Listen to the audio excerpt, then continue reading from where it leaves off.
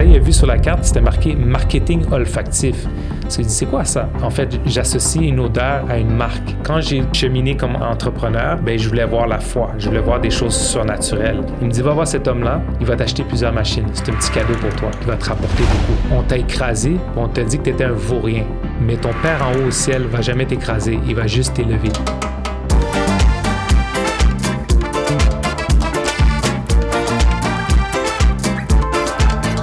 Je sais pas pourquoi. Je sais pas. Oui, je sais pas si en même temps c'est ça qui va renforcer encore plus ma chrétienté, parce que j'aurais pu faire des conférences ou des ateliers ailleurs que dans des églises, mais c'est comme ça que la pensée me dit non, faut que tu le fasses dans des églises. C'est ça qui est bizarre. Wow. Tu comprends? C'est pas bizarre, c'est de Dieu. Wow. C'est ça, je sais pas comment expliquer ça. Puis, tu sais, moi, c'est ça que j'avais dit. Tu sais, j'avais fait une prière récemment à Dieu. Je lui avais dit, tu sais, tu m'as donné un don. L'art de l'oratoire, l'art de pouvoir parler, exprimer, vulgariser un sujet qui pourrait être très complexe. Oui, c'est mon gagne-pain, je suis courtier immobilier, mais je veux pouvoir vraiment impacter les gens. Tu comprends? Tu sais, Jonathan, écoute, même quand je suis malade, pendant les temps des fêtes, je suis tombée malade, je montais sur les réseaux, je faisais des vidéos pareilles, puis ça sortait, puis tu comprends? Fait écoute, on va voir où ce que ça va amener les choses. Puis comme tu le sais, je suis nouvellement dans ma chrétienté, donc il y a beaucoup d'affaires que je ne comprends pas. J'ai des inquiétudes, etc. On va voir. Tu vois, j'ai fait... Je peux pas dire une erreur parce qu'elle n'est pas encore faite. Il y a une voyante qui m'a écrit. Tu te souviens, je t'avais dit un passage... Là... Il y a une voyante qui m'a écrit, cette même voyante-là que j'avais consultée dans le passé. Elle me dit, écoute, je sais que tu as ton podcast. Moi, je fais beaucoup de choses de mon côté. Ça te tente-tu, genre, de m'inviter dans ton podcast puis qu'on fasse un partenariat ensemble, qu'on fasse de quoi puis qu'on puisse échanger. Puis j'ai dit, mais yo, moi, je suis dans la chrétienté et tout ça, là, tu sais. Mais le bon cœur samaritain innocent que je suis, j'ai dit, OK. J'ai mon assistante, par la grâce de Dieu, je sais pas cette assistante-là m'est sortie de où, ça a été une référence qui est hyper chrétienne. Je pense que j'ai parlé, Hyper chrétienne. Elle m'envoie un beau message, Jonathan. Wow. Pour me dire, Marsha, je sors de mon cadre pour te dire que ce que tu t'apprêtes à faire, c'est une grave erreur. Surtout avec, tu veux fortifier encore plus ta chrétienté, tu veux faire la tournée des églises pour...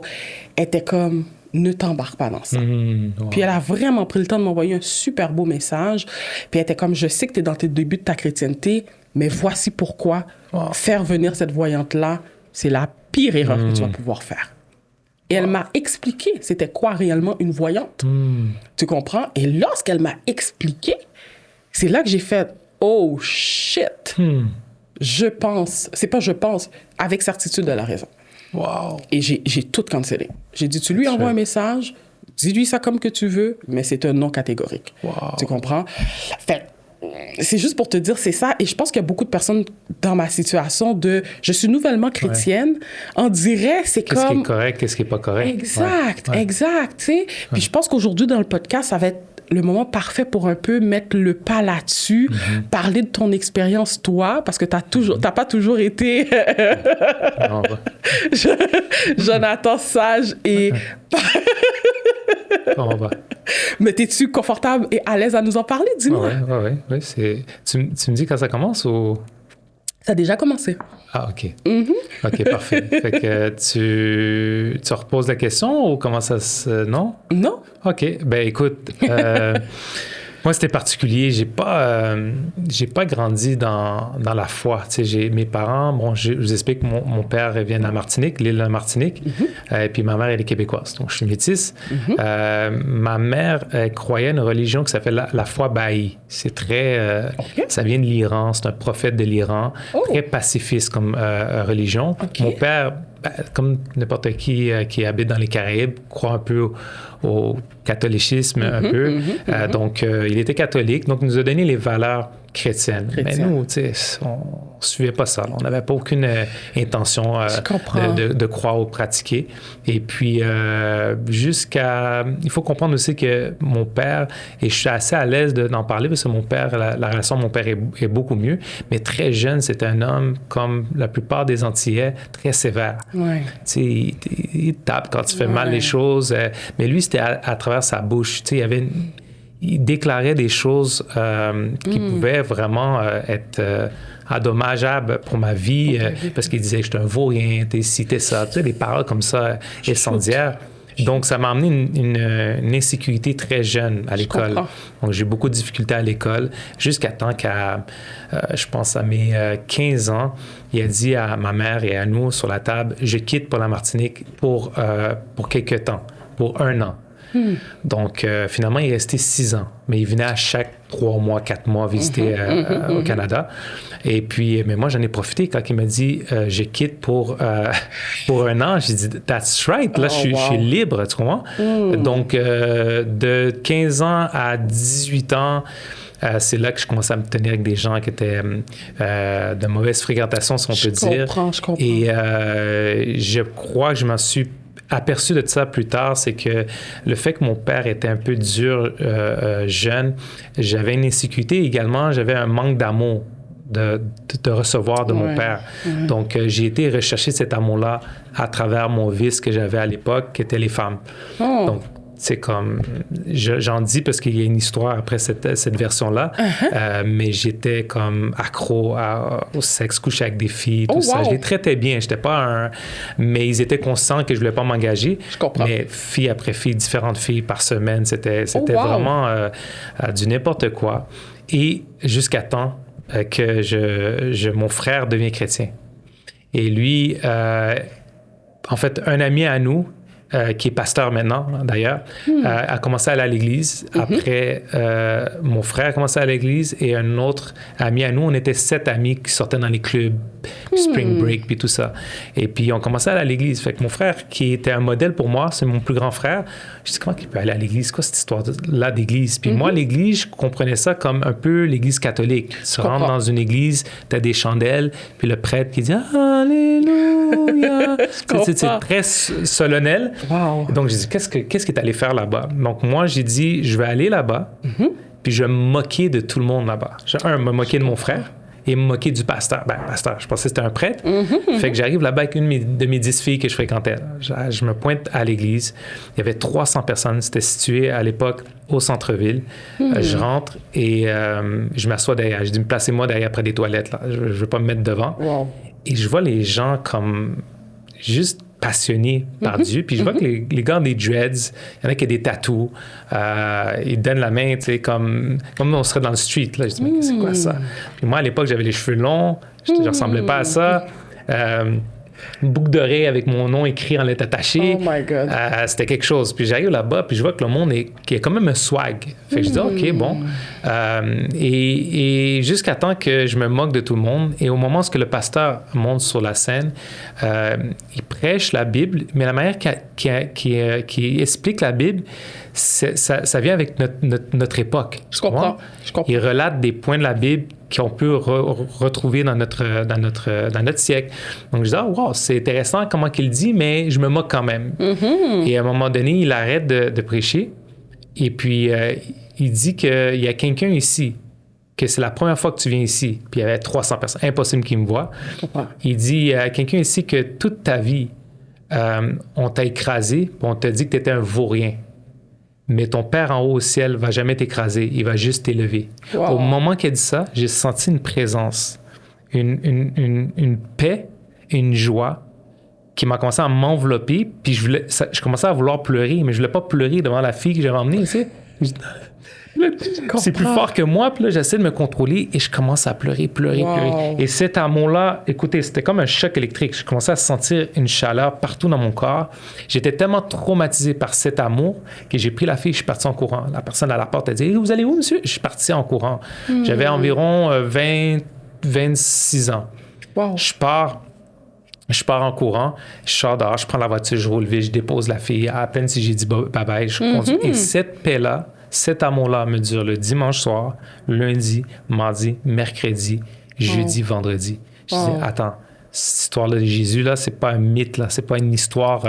Non. Je comprends. Je veux retourner. Et je suis retourné à l'église et j'ai donné ma vie à Dieu à ce moment-là. Puis ça l'a, jusqu'à maintenant, cette paix-là qui était à cette époque-là, réside toujours en moi.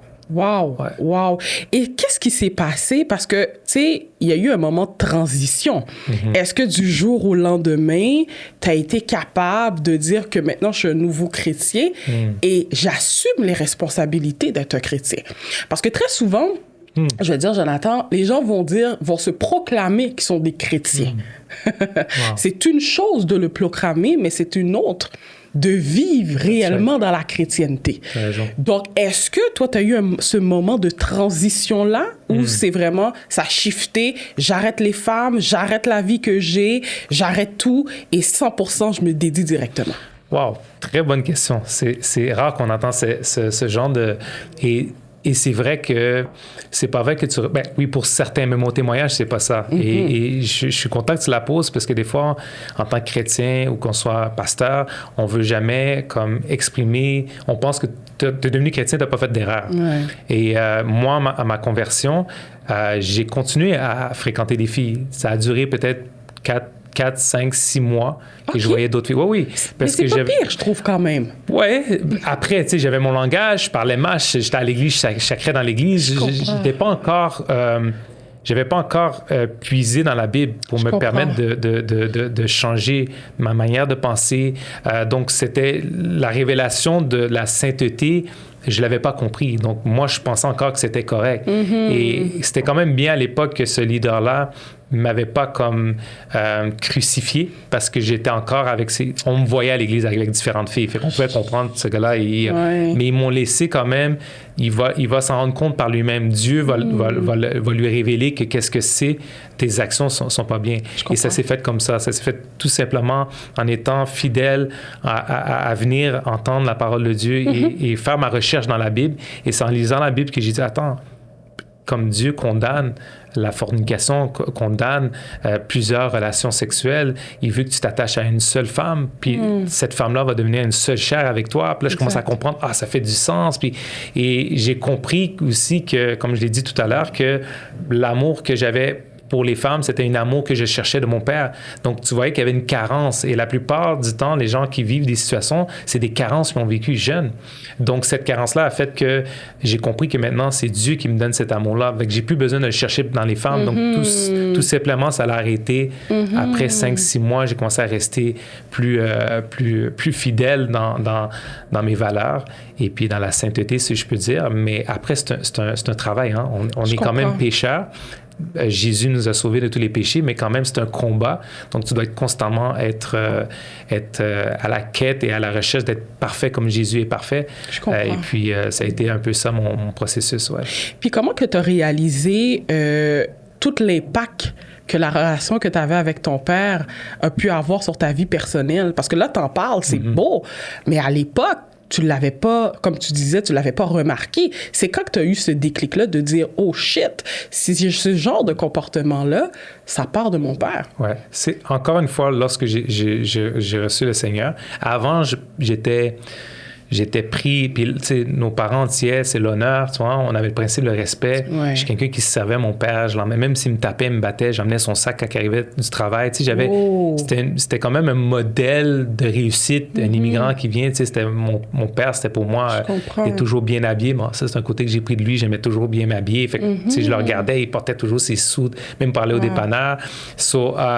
Donc, je m'en suis rendu compte plutôt quand j'étais chrétien que je me suis rendu compte que qu'est-ce qu'il faisait et l'impact qu'un homme peut avoir dans ses déclarations. La Bible te dit que la langue a le pouvoir de te maudire et te bénir également. Et lui, malheureusement, il a pris cette langue-là, cette bouche, cette déclaration-là pour, par ses décrets, me maudire. Mais l'amour de Dieu te pousse à le pardonner parce que tu sais que sûrement, si lui a fait ça, c'est parce que son père lui a fait aussi. Ouais. Donc, c'est de l'ignorance. Tout à l'heure, on parlait d'ignorance, mais c'est l'ignorance qui fait que c'est pas de sa faute. Malheureusement, il a connu que ça. Je comprends. Et malheureusement, il n'y a pas Dieu. Donc, c'est Dieu qui va pouvoir lui donner la connaissance du mal qu'il a pu porter. Donc, 100%, 100%. Et est-ce qu'aujourd'hui, ton papa est encore en vie? Oui, toujours en vie. Toujours en vie, ouais. Ma maman aussi, oui. Et là, de voir le cheminement que tu as fait, est-ce que tu penses qu'il est fier de toi? Comment tu penses qu'il voit Maintenant, les oui, choses? mais ça n'a pas été comme ça. Ça n'a pas été comme ça. C'est sûr que quelqu'un qui devient chrétien, tout nouvellement chrétien, on a parfois un zèle dans la foi. On fait des choses bizarres. On parle de Jésus à chaque minute. Je comprends. Tu es constamment toujours à l'église, ce qui est une bonne chose, mais je me suis rendu compte avec le temps que, parce que je fais plus partie de cette église-là, malheureusement, ça l'a mal terminé, mais dans ce cheminement-là, j'étais tout le temps à l'église. Donc, mon père qui me voit tout le temps à l'église, en train de prier tout le temps, il dit, ça fait un peu sec, tu comprends? Il y a quelque chose, il y a un problème, là.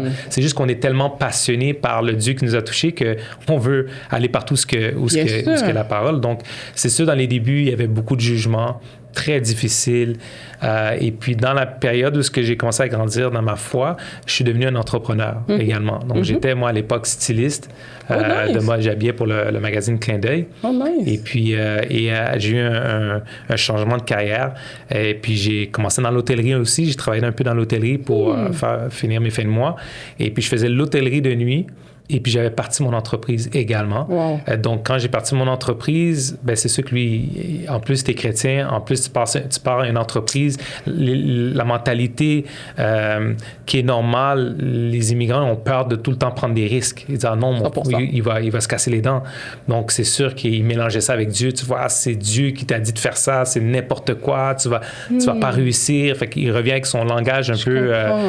mais j'ai continué.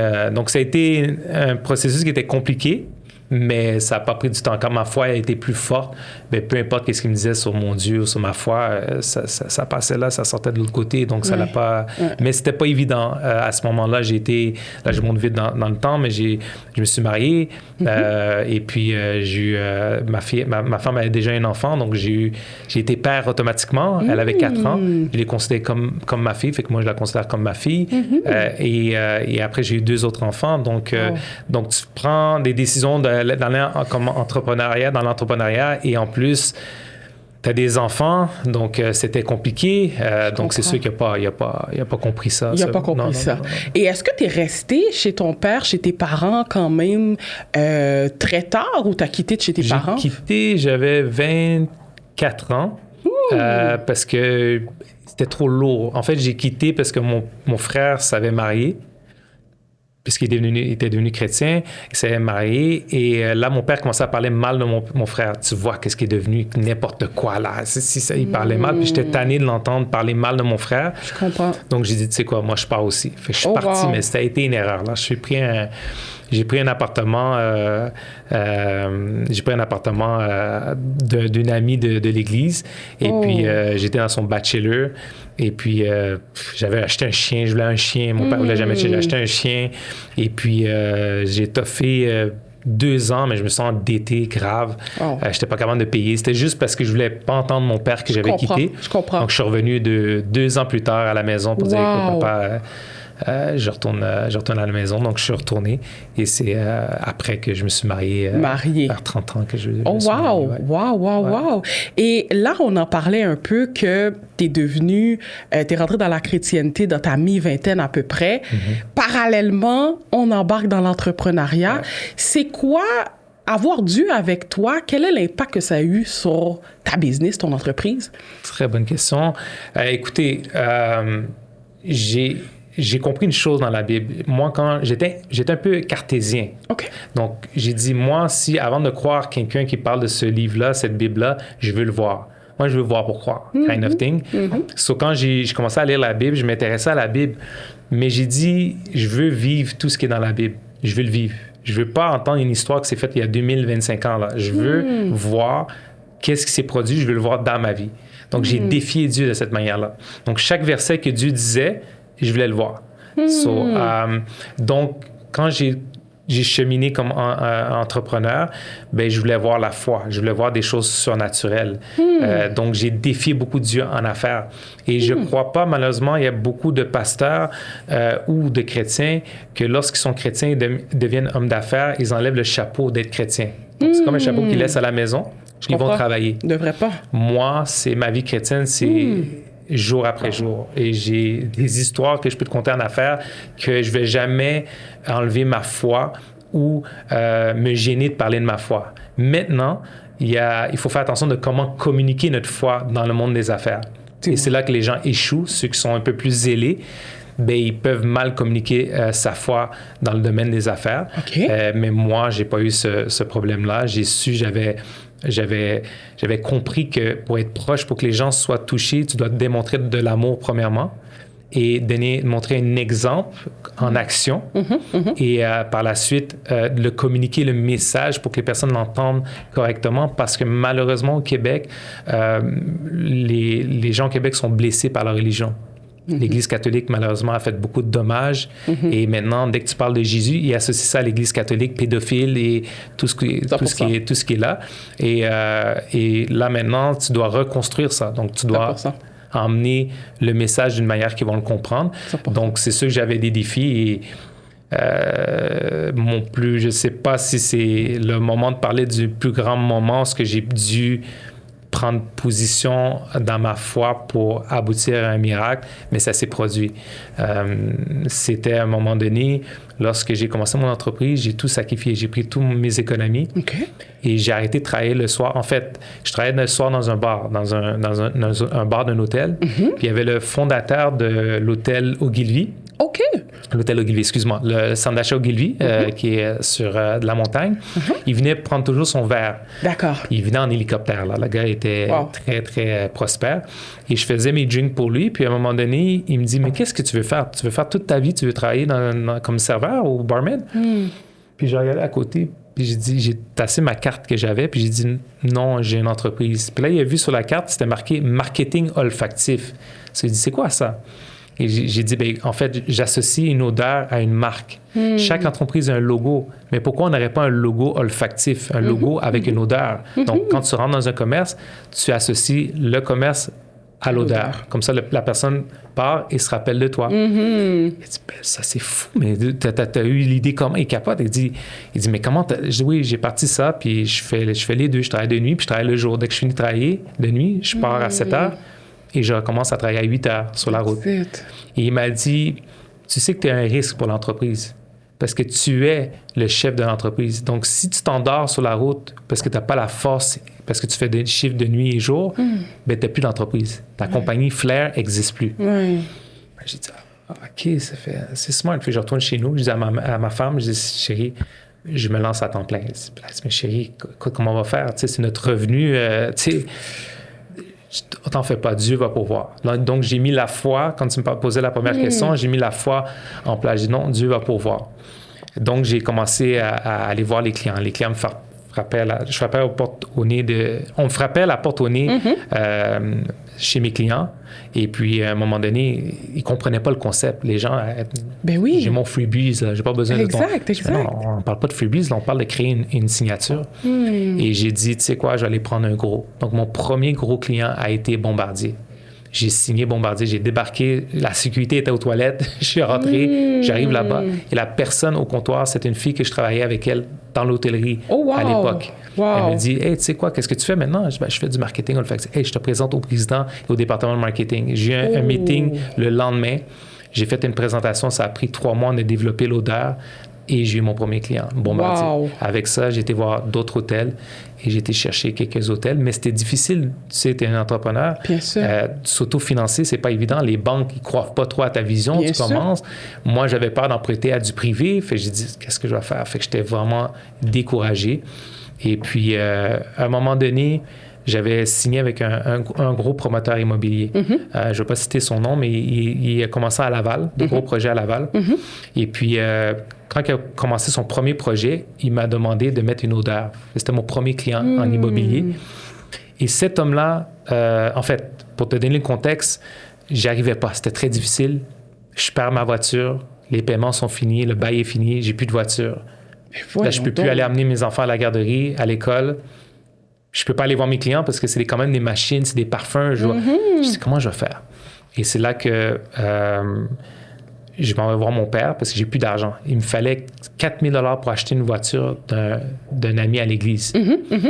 Puis là, ma femme me dit, va demander à ton père. Mais comme vous connaissez l'histoire, mon père, la relation n'est pas si bonne. Là, en plus, il se moque de mon Dieu, tout ça. Je dis, Je dis, OK, je vais aller voir mon père. Je vais voir mon père. Et je dis à mon père, papa, j'aurais besoin de 5 000 $. Il me dit, pour faire quoi? Je dis, je dois acheter une vieille voiture d'un ami à moi et tout ça. Et il dit, mais il est où ton Jésus? Pourquoi il fait rien pour toi? Tu sais, la pire phrase. Il dit, bouge pas. Il s'en va chercher à la banque. Je savais pas qu'elle allait à la banque. Il quitte, là, genre. Je cherche mon père. Il revient, puis il amène un chèque certifié de 5 000. Puis il me dit ça. Il dit, écoute, je te donne ça. Et puis maintenant, c'est moi ton Dieu. Parce que ton Jésus n'a rien fait pour toi. Seigneur. Puis à partir de maintenant, tu vas m'en rembourser avec des intérêts. Je te donne 2 semaines. Là, je parle de mon père comme si c'était un monstre, mais peut-être dans sa tête, il dit c'est comme ça qu'il va apprendre. Tu sais, comme je vous dis. Ouais. Là, j'ai dit wow, avec des intérêts. Je quitte, j'embarque dans ma voiture et je fais une prière. Je dis Seigneur, c'est pas. Parce que moi, je parle. Prier, c'est parler à Dieu. Ouais. Donc, je parle à Dieu comme je te parle en ce moment. Donc, je suis dans la voiture, je dis Seigneur, c'est pas moi qui ai insulté, c'est toi. Il est en train de dire que ton Dieu est où? Fais quelque chose. Je te sers. J'aide les gens dans la rue parce que j'avais un organisme qui aidait les itinérants et les prostituées dans la rue. J'évangélisais dans les rues. Et je dis, là, je fais tout, Seigneur, là, fais un miracle. Et 5 minutes plus tard, je quitte le driveway de mon père. 5 minutes plus tard, cet homme-là dans l'immobilier m'appelle. Il dit, Monsieur Azi, viens me voir. J'arrive dans son projet immobilier. Puis il me donne une carte. Puis derrière la carte, c'était sa carte, puis derrière, il était écrit à la main une adresse. Il me dit, va voir cet homme-là. Il va t'acheter plusieurs machines. C'est un petit cadeau pour toi qui va te rapporter beaucoup. Puis j'ai dit, OK.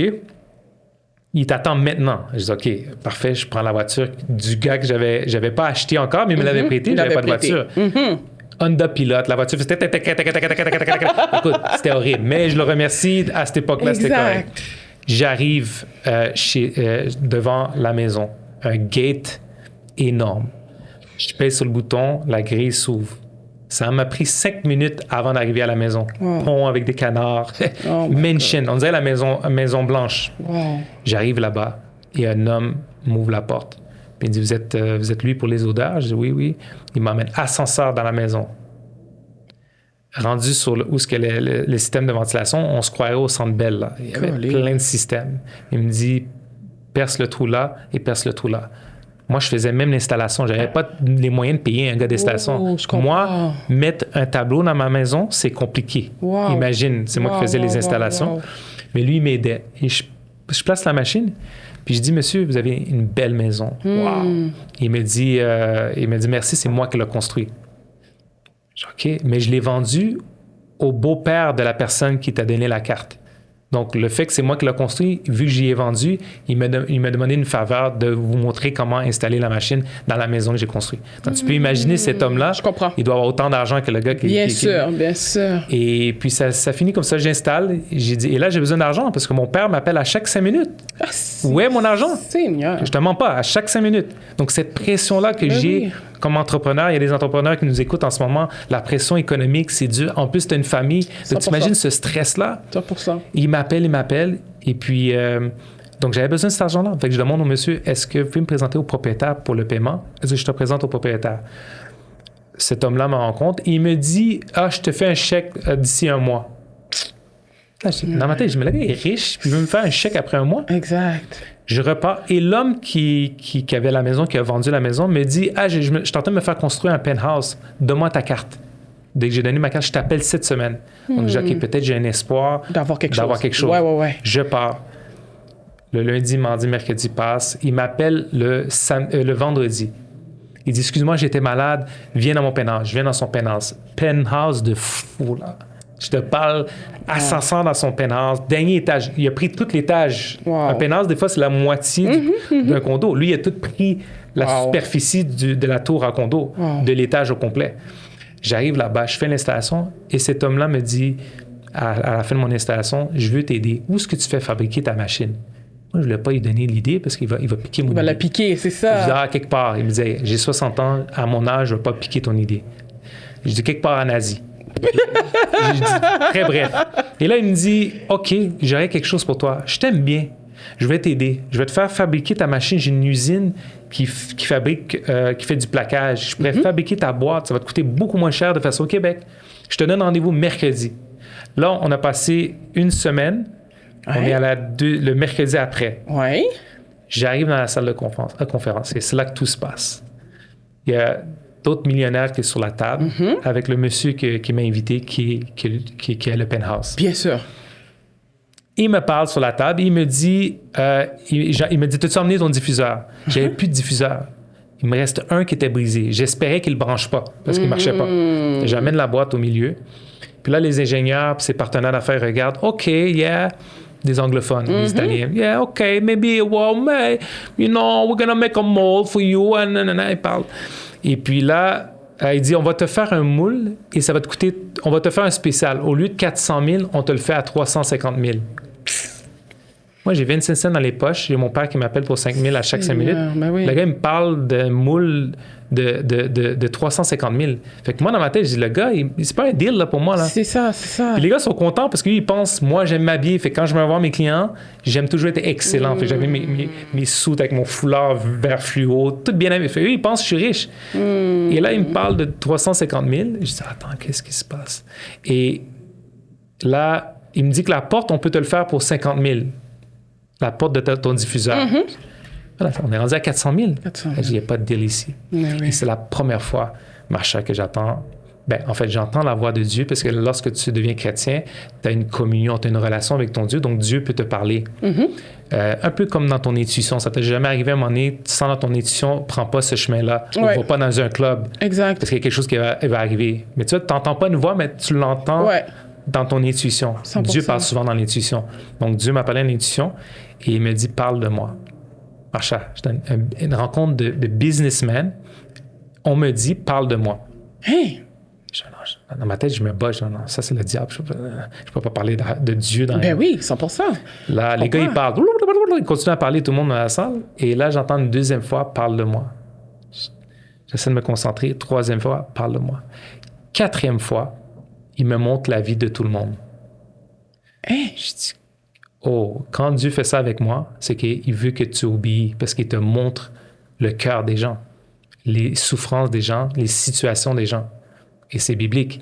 Donc, j'ai dit, quoi? OK, Seigneur, j'obéis. Et là, j'ai arrêté. Excusez-moi. Je dis, oui, excusez-moi, juste vous dire que ça va paraître un peu bizarre, mais je suis chrétien.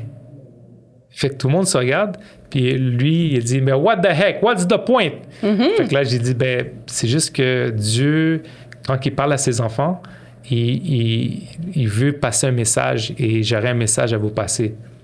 Et je pointe l'homme riche et j'ai dit, vous, Dieu me montre que vous avez le cancer. Vous l'avez caché à votre femme et vous l'avez caché à vos partenaires d'affaires. Dans 2 mois exactement, vous allez être guéri du cancer. Et je vois que quand vous étiez petit, vous étiez dans une chambre. Je vous vois dans une chambre petit et vous étiez croyant. Je vous vois avec vos mains comme ça, à genoux. Mais quand vous avez commencé à grandir, vous avez commencé à être un homme d'affaires, vous avez passé votre argent comme votre Dieu et vous avez mis Dieu de côté. Et le même Dieu qui vous parlait quand vous étiez jeune, il vous appelle à revenir vers lui. Et le gars part en pleurant. Pleure, crie, morve, tout, il pleure. Là, je dis, what the heck? Et là, je pointe l'autre qui m'a dit 350 000. Je dis, toi, Dieu me montre que tu ne peux pas avoir d'enfant, toi et ta femme. Et ça fait 3 jours que ta femme t'a demandé le divorce parce qu'elle dit que c'est à cause de toi. Mais Dieu va faire un miracle dans votre couple. Et je commence à parler sur la vie de tout le monde. L'homme d'affaires qui était le principal actionnaire se lève en pleurant. Il me dit, je ne peux pas rester ici. Comment tu sais ça? Personne ne sait ça. Ma femme ne sait pas ça. Et c'est vrai. Et là, tout le monde dit, hey, Frank, you have cancer? Tout le monde ne savait pas. Il dit, personne ne pouvait savoir ça. Viens chez moi pour prier. Viens, s'il te plaît, prier pour moi. À la maison, moi et ma femme. J'ai été prier pour lui. Et puis, il a donné sa vie à Jésus. Il a senti la présence de Dieu, comme moi, j'ai senti il y a déjà 20 ans. Et puis, après, il me dit, combien tu veux, j'aimerais t'aider dans ta compagnie. Et c'est là, j'ai dit, pardon? Et j'ai dit, c'est juste que ma compagnie, elle vaut, en ce moment, avec les dettes, moins 35 000.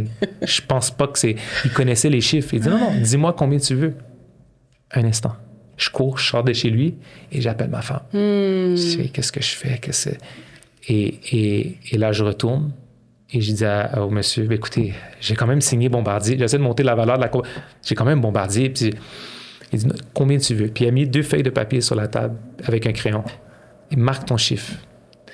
Et j'ai marqué, je peux le dire maintenant, à l'époque, j'ai marqué 150 000. Moins 35, Oui. 150 000. Tu fais l'équation, pas d'inventaire, c'est pas bon là. Wow. Il marque 150, il dit oui. Je signe, on va aller voir nos avocats le lendemain. Avant de partir, je veux t'emmener quelque part. Ça s'est passé en mercredi dans la salle de conférence. Le jeudi, je vais le rencontrer, je prie pour lui. Le vendredi, il me parle de négociations de 150 000. On est presque à 2 semaines. Il m'emmène chez Mercedes. Il m'emmène dans sa voiture. On sort. Il m'emmène chez Mercedes West Island. Il rentre dans le concessionnaire. Il me dit, choisis la voiture que tu veux, je te l'offre. Parce qu'il avait vu la vieille Bobota que tu conduisais? Non, il l'a pas vu. Je la stationnais toujours très loin. Je voulais pas qu'il l'envoie. Fait qu'il l'a pas vu. J'ai pas eu de... J'ai pas compté... J'ai pas eu de conversation à part l'histoire de cancer. Et on n'a pas eu de conversation. Il ne me connaît pas. Il dit, va choisir la voiture que tu veux. Et moi, je dis au gars, j'aime pas Mercedes. Le gars s'énerve. What the heck? I give you a car. Puis il s'énerve. Et il me dit, why? Puis je dis, toute ma vie, mon père a essayé de contrôler ma vie en me disant qu'est-ce que je devais avoir. Je veux qu'est-ce que mon père veut. Et ça l'a touché, l'homme, parce que je pense qu'il a vécu des difficultés avec son père. Il me dit, c'est quoi tu veux? J'ai dit Range Rover. Shoot. Et j'ai été chez Range Rover à Brossard. J'ai choisi la voiture que tu veux. J'aimais pas elle qui était dans le showroom. Fait qu'il s'énervait encore. Je sais que vous allez dire, il est donc bien picky. C'est pas que je suis picky, mais dans le sentiment que j'étais, c'était bizarre. Je sentais qu'il fallait que je sois... I don't know. Je pourrais pas t'expliquer, c'était comme ça que j'étais. Il m'emmène une voiture. Puis je dis, c'est celle-là. Quand il m'a donné la voiture, il a signé les papiers. Il dit, voici, vous remettez la voiture au monsieur. Quand vous la livrez, il dit, je peux la livrer samedi. On était vendredi. On signe, j'ai la voiture. Il a signé pour qu'on l'aille samedi. On rembarque dans sa voiture parce qu'on était venu avec sa voiture. Et c'est là que je commence à pleurer. Je pleure. Ma voiture, il dit, pourquoi tu pleures? My son, why you cry? You cry. Là, j'ai dit, mais comment vous savez? Là, je compte l'histoire. Mon père, j'avais pas d'argent. On m'a saisi ma voiture. Tout. Je compte toute l'histoire. Je dis, mais comment vous saviez que j'avais pas de voiture? Il dit, je me suis levé ce matin et j'ai entendu une voix me dire, donne-lui une voiture. Et c'est là que j'ai dit, attends une minute. Quelqu'un que ça fait 2 jours qu'il reçoit Jésus, Dieu lui parle. Exact. Donc, j'ai dit, wow! En 2 semaines, il m'a transféré. Le lendemain, il m'a transféré le 150 000 dans mon compte. Et je retourne voir mon père avec le chèque certifié et j'ai donné 10 000. Wow. Parce que je voulais le bénir. C'était une pression qu'il m'a donnée, mais je voulais le bénir. Fait que j'arrive chez eux, je lui donne le chèque, il ne me croyait pas. Il voit le chèque de 10 000, il dit, mais c'est impossible, tu l'as volé? Je dis, non. Laisse-moi te conter l'histoire. Et je commence à compter l'histoire. Et en comptant l'histoire, je l'emmène devant. Puis il voit la Range Rover. Il commence à pleurer. Il se met à genoux par terre. Il dit, à partir de ce jour, je crois à ton Jésus. Je me moquerai jamais plus de ton Jésus. Parce que c'était impossible en 2 semaines que tu aies 150 000 dans ton compte et qu'on te donne une voiture sans que tu payes la voiture. Exact. Donc, ma vie en affaires, depuis ce jour-là, à chaque jour que je vais avoir un client, dernièrement, ça fait même pas 1 semaine, un CEO d'une des plus grosses entreprises de distribution alimentaire rentre avec une béquille, avec sa jambe cassée. Je laisse passer, je fais ma rencontre, je fais mon pitch, puis à la fin, je lui demande, c'est quoi votre passion, vous, monsieur? Puis il me dit, j'aime les autos, j'ai une écurie de voitures de course. C'est le gars, il est très prospère. Puis il a dit, j'ai mon écurie, puis là, je peux pas faire ma compétition à Miami au mois de mars parce que je me suis cassé la jambe. Et c'est là que j'ai eu de compassion pour lui. Et j'amène cette notion-là parce que dans la Bible, Jésus avait souvent compassion. Et dès qu'il avait compassion pour quelqu'un, il faisait toujours un miracle. Je comprends. La compassion provoque un miracle à quelqu'un. Donc, moi, j'ai posé la question parce que j'avais de la compassion pour lui et j'ai posé la question. Il m'a dit, il ne pourra pas faire de la course à cause de ça. Si je vous dirais que je vais mettre ma main sur votre pied, puis au moment que je vais mettre ma main, vous allez être guéri, est-ce que vous me croyez? Je ne sais pas. On peut-tu essayer? C'est vrai? Il a enlevé sa botte. Il ne pouvait pas bouger son pied. Il était cassé. Il s'est fracturé le pied en déboulant des marches du travail. Le CEO. J'ai prié pour lui. Au moment que je lâche ma main, il bouge son pied comme ça. Le gars freak out. J'ai la vidéo. Tout le monde, la secrétaire, le coroner est là. Tout le monde est dans la salle de conférence. Le gars commence à marcher. Puis il y a un gars qui était mal à l'aise. Fait qu'il dit, OK, merci pour la rencontre. Je dis, non, venez-vous.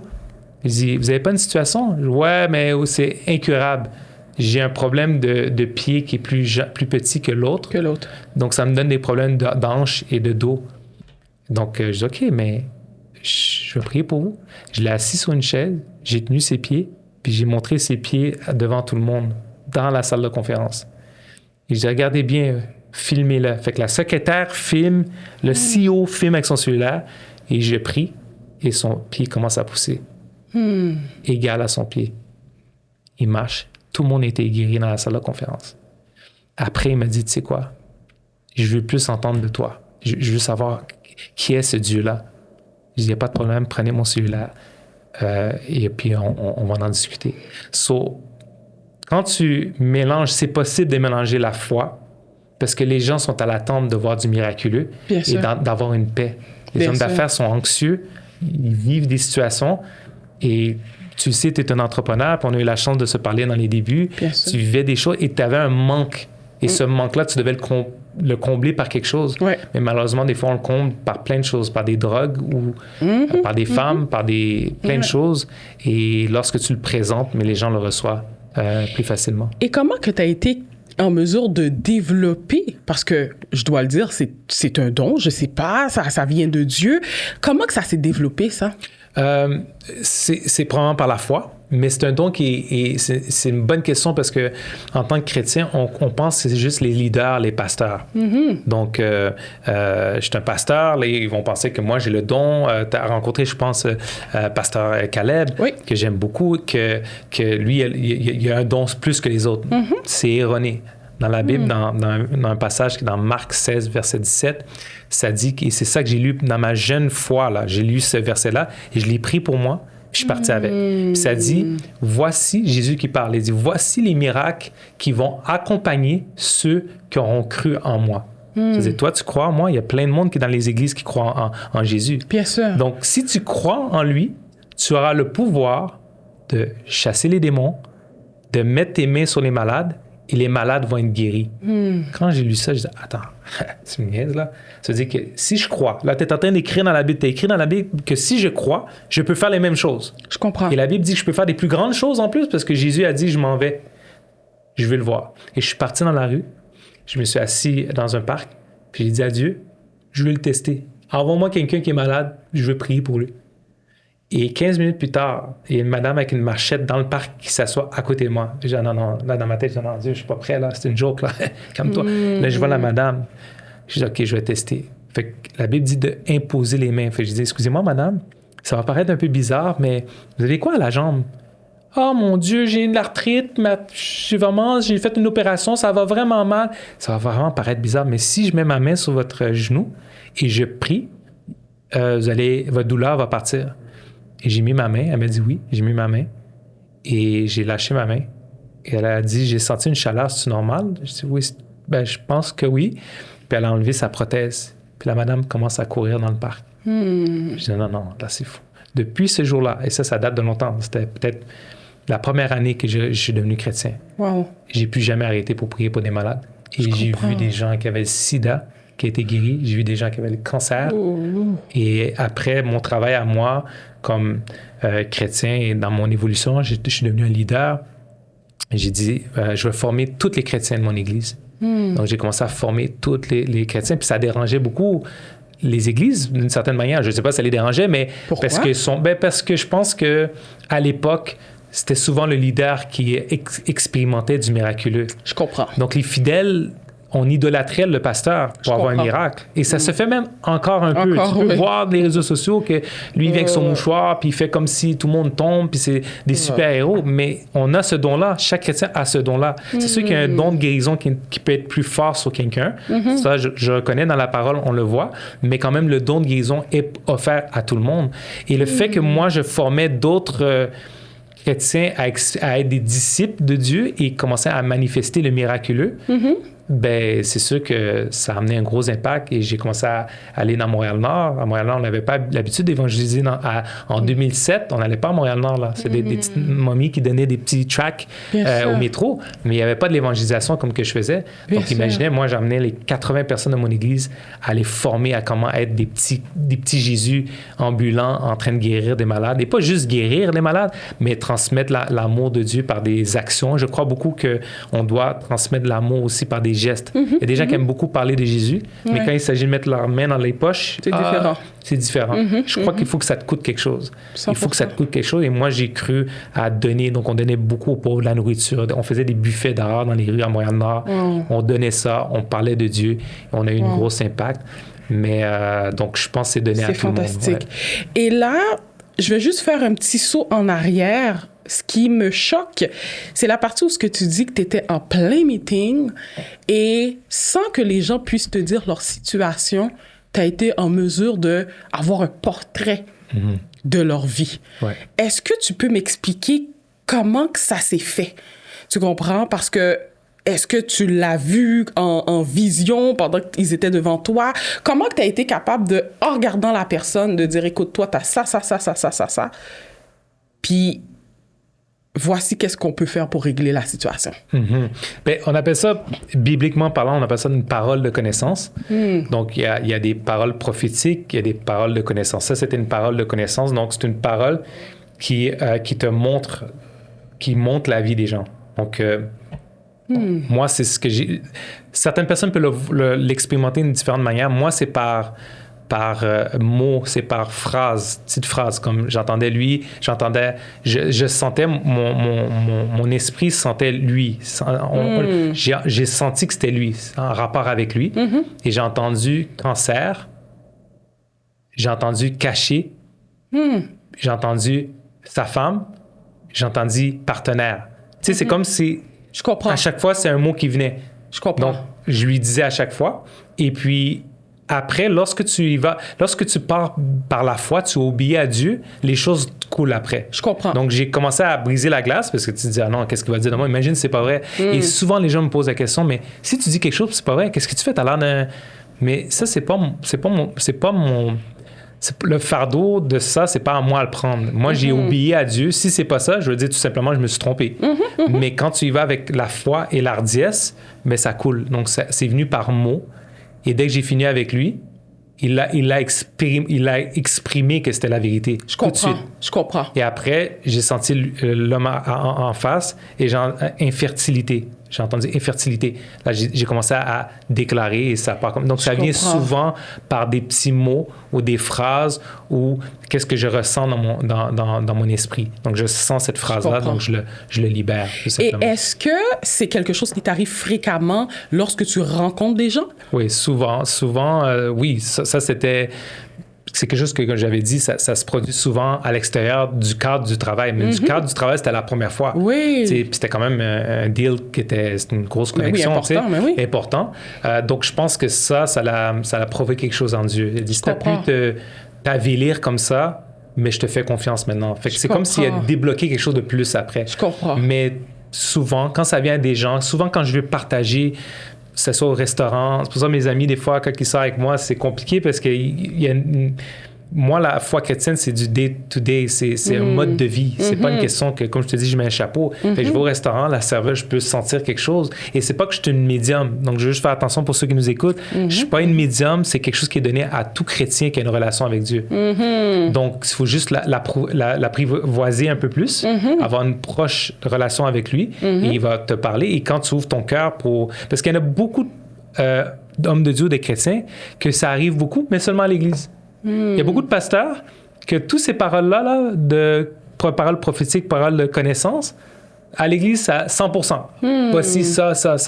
Dès que tu sors de l'Église, tu vas au restaurant, les gens souffrent, il y en a qui sont suicidaires, ils vont jamais donner de paroles de connaissance. Donc, dans le cadre de l'atmosphère spirituelle, ils sont très, très, très spirituels. Je comprends. Mais quand ils sortent, Et je pointe pas du doigt les pasteurs. Je dis juste que des fois, il faut dire les vraies choses. Il faut être capable de manifester le miraculeux à l'extérieur parce qu'on veut gagner les gens qui sont pas sauvés. Je comprends. L'idée à l'Église, ils sont sauvés la plupart du temps. Donc, c'est le fun. On doit avoir ce genre de miraculeux-là, 100%. de miracles, de paroles, de connaissances.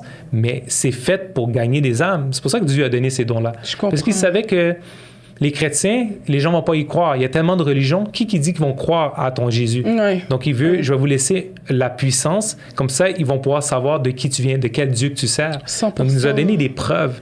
Donc, moi, que ce soit au restaurant, dernièrement, j'étais au restaurant, puis j'étais avec des amis qui sont pas trop chrétiens. Et puis, j'ai senti que la madame, j'ai pas senti, elle avait un bras cassé. Puis, elle avait de la misère à tenir ses assiettes. J'ai dit, écoutez, est-ce que je peux tenir votre main? Et je vais prier pour votre main. En fait, je dis même pas prier. Ça, c'est une autre chose. Je dis pas que je prie. Je dis pas est-ce que Jésus peut guérir votre... Je parle jamais de Jésus avant de prier. Là, les gens vont dire qu'est-ce qu'il dit, il est pas biblique. Non, c'est pas que c'est pas biblique. C'est que le non-croyant qui entend Jésus, s'il y a eu une mauvaise expérience avec la religion, il va être fermé. Il va pas vouloir même pas ta prière. Exact. Donc le fait, je dis est-ce que je peux prendre ma main et je sens que vous allez être guéri. Et je prie même pas.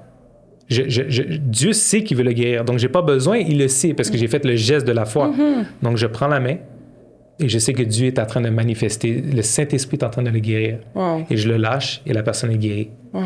La différence, c'est que je laisse pas la personne partir. « Oh mon Dieu, je suis guéri! Wow! » Puis elle part. Elle sait jamais qui l'a fait. C'est très important qu'à la fin, je dis « Celui qui t'a guéri en ce moment, son nom s'appelle Jésus. » Jésus. Ouais. Donc, je présente Jésus. Mais il est trop tard parce que tu l'as pas bloqué au début, tu l'as dit à la fin. Je comprends. Donc, c'est comme ça que, selon moi, la manière pour toucher des personnes à l'extérieur de la foi chrétienne. Ouais. Et dans la société où ce qu'on est, où ce que beaucoup de gens souffrent, c'est pas problématique pour toi de marcher dans les rues puis peut-être ressentir ces souffrances-là? Oui, mais je pense que, comme j'avais dit au début, la compassion, je pense que nous, en tant que personnes, et surtout en tant que chrétiens, on doit avoir cette compassion-là, de voir les gens souffrir. Mais il y a des fois aussi que Dieu te demande pas, tu peux pas sauver tout le monde. Comme moi, j'ai pas un don plus que d'autres. Comme je l'ai dit, tous chrétiens qui ont cette révélation-là de pouvoir prier pour les malades ou transporter un amour qu'on a en nous, on doit le faire day to day. Mais c'est juste que des fois, tu es pas appelé à sauver tout le monde. Je comprends. Je peux passer devant quelqu'un qui souffre, mais peut-être c'est quelqu'un d'autre qui doit le toucher. Donc, tu peux juste mettre une petite semence, juste lui faire un sourire. Ou si tu as l'occasion de pouvoir lui démontrer de l'amour, tu lui donnes, mais tu peux pas sauver tout le monde. Tu vas faire le nécessaire de toucher le plus que tu peux de personnes, mais tu dois laisser aussi à un autre chrétien de semer. Il y en a qui vont semer, il y en a qui vont arroser. Donc, des fois, je sème dans quelqu'un et je sais qu'un chrétien quelque part à Montréal va arroser. Et ça arrive souvent. Ça arrive souvent, cette situation-là. Puis, quand tu me vois, là, Jonathan, là, à quoi que tu penses? À quoi je pense? Là, ce genre de question-là est très... tu sais quoi? Quand je compte mon histoire, mon témoignage, souvent, c'est ça qu'ils me disent. Ils me disent, « Ah, tu vois-tu quelque chose en moi? » Et c'est là que c'est la partie où je me sens le plus mal à l'aise. Pour vrai? Parce que je trouve que ça devient... Et je dis pas que c'est pour ça que tu l'as dit, mais ça devient comme inconfortable parce que c'est comme si tu es mis au test. Ça fait un peu pas loin d'une tireuse de cartes. Tu sais, genre, tu vas, puis là, je veux savoir qu'est-ce que... Mais c'est pas parce qu'on le désire, c'est quand que Dieu nous inspire. Donc, 100%. Il faut que le Saint-Esprit nous le donne, nous le révèle, et puis qu'il nous l'autorise aussi à le transmettre. Mais... pour répondre à ta question, je ne sais pas si c'était ça que tu voulais dire mais qu'est-ce que je ressens de toi, c'est juste que tout ce que tu es en train de faire à travers tes podcasts, tu es en train de transmettre un message d'espoir et tu es en train d'éduquer les gens autant au niveau de l'immobilier, mais autant au niveau spirituel. Tu donnes une plateforme comme que toi, tu as eu, parce que tu as été touché par Dieu, mais donner cette occasion sans imposer une religion. Non. Tout simplement, tu présentes 100%. Qu'est-ce qui t'a touché, et je pense que c'est de Dieu, qu'est-ce que tu es en train de faire, et ça attire que de la bénédiction. C'est ce que je ressens simplement à te dire aujourd'hui. Mais en fait, pourquoi je te pose cette question-là? Parce que à la fin de l'année passée, ça m'a touché quand tu m'as appelé pour me dire, Marsha, je sais pas pourquoi, mais l'esprit m'a demandé de t'appeler, prendre de tes nouvelles, alors que ça faisait déjà plusieurs mois qu'on savait pas parler, que je ne faisais plus partie de l'église, parce que j'ai changé une autre église. Puis à ce moment-là, j'étais comme, what the hell? Qu'est-ce qui se passe? Tu sais, on n'a jamais été aussi proche à ce point-là pour que tu me passes un coup de téléphone pour me dire, hey, what's up? Comment ça va? Tu comprends? Tu sais, des fois, t'as même des gens de ta propre famille qui sont proches de toi, qui vont même pas t'appeler pour te donner ce coup de téléphone-là de, hey, comment ça va? Qu'est-ce qui se passe? Tu comprends? Sure. Fait que ça m'avait vraiment touchée de dire qu'un homme que je ne suis pas si proche est capable de prendre la peine de prendre son téléphone avec ton agenda qui est très chargé pour dire, écoute, je vais prendre 2 minutes là pour savoir comment qu'elle va. Puis ça m'avait vraiment, comme je te dis, cherché. Wow. Parce qu'il y a des gens qui sont autour de moi, qui vivent avec moi le day-to-day, puis qui vont même pas prendre cette peine-là de me poser cette question-là. Ben déjà, si je peux me permettre, je sais pas si on peut rentrer là, mais déjà, notre première rencontre a été quand même spéciale. Je sais. On s'est rencontrés à l'église où je suis plus à l'église que j'étais il y a déjà 20 ans. Donc, je suis dans une nouvelle église que je peux sûrement Bien dire sûr, essentielle, qui a vraiment été pour moi une révélation il y a 2 ans. Et puis, tu es venu visiter à travers quelqu'un de l'église. Et puis, il y avait une rencontre qui s'est faite. Et je me rappelle que la rencontre était finie, puis tu as quitté. Ouais. Et puis, j'étais tellement fort dans mon esprit. J'ai dit, comme Dieu me disait, cours vers elle. Cours vers elle. Et j'ai été vers toi, puis je me suis juste comme... Excuse-moi, je me rappelle, je te demandais, est-ce que je peux prier pour toi? Tu sais, comme, on savait même presque pas parler avant. Exact. Fait que tu m'as dit, oui, j'ai prié pour toi. Puis, qu'est-ce que ça l'a... Parce que je te voyais pleurer, puis en fait, tout ce que je disais était en train de répondre, on dirait, à un besoin, sans que je te connaisse. Je connaissais pas. Et tu commençais à expérimenter vraiment la présence de Dieu. Puis je te sentais, après la prière, tellement libre. Tu me l'avais dit, j'ai dit, écoute, je me sens tellement... Je me rappelle, tu pleurais, mais après, tu souriais. Tu étais comme, wow! Puis déjà, on avait eu ce contact-là. Et après, quelques mois après, tu as quitté, t'es juste venu, je conduisais, puis t'es juste venu dans mon esprit, tu dis, écoute, Marsha, appelle Marsha. Wow. Puis je t'ai appelé, puis ça a tombé bien. Tu dis, c'est pas évident, je vis quelques petites choses, mais la bonne nouvelle, c'est que j'ai trouvé un endroit que j'aime bien, mais j'ai encore mes challenges, mais je savais que ça te faisait du bien, puis je savais que cet appel-là allait produire quelque chose, mais c'est juste de s'intéresser. C'est peu importe si la personne quitte ou quoi que ce soit, tu dois être obéissant à ce que tu reçois de Dieu.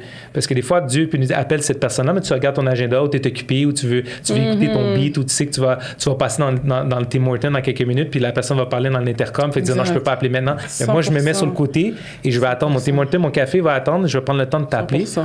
Et c'est ça que j'ai fait. Puis tu viens de me dire que ça t'avait touché. 100%, donc, 100%. Wow. Puis tu sais, comme tu dis, c'est un peu le nouveau défi, surtout je vais parler pour les nouveaux chrétiens parce que c'est comme ça que je me sens. On n'écoute pas notre instinct, on sait qu'on n'est pas censé aller à gauche, on y va pareil. Moi, je vais te dire franchement, ma relation avec Dieu, c'est beaucoup du testage. Beaucoup de testage, pas nécessairement avec Dieu, mais même avec les gens qui m'entourent. Toute personne qui rentre dans ma vie, je te teste.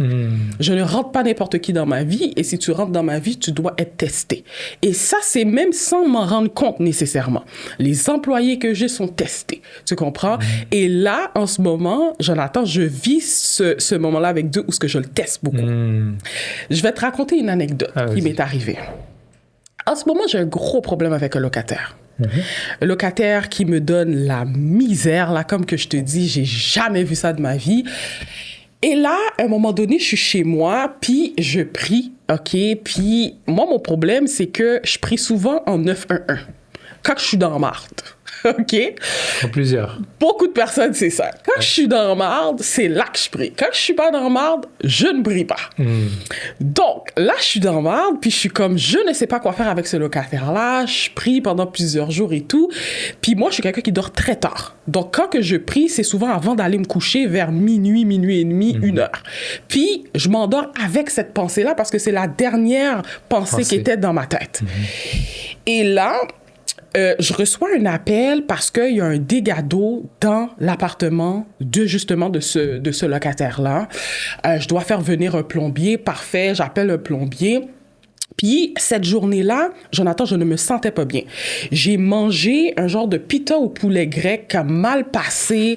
Ça allait vraiment pas. Ouais. Puis, je dis au plombier, écoute, monte dans son appartement. Il a laissé l'appartement ouvert et appelle-moi lorsque la job est finie et je te paierai.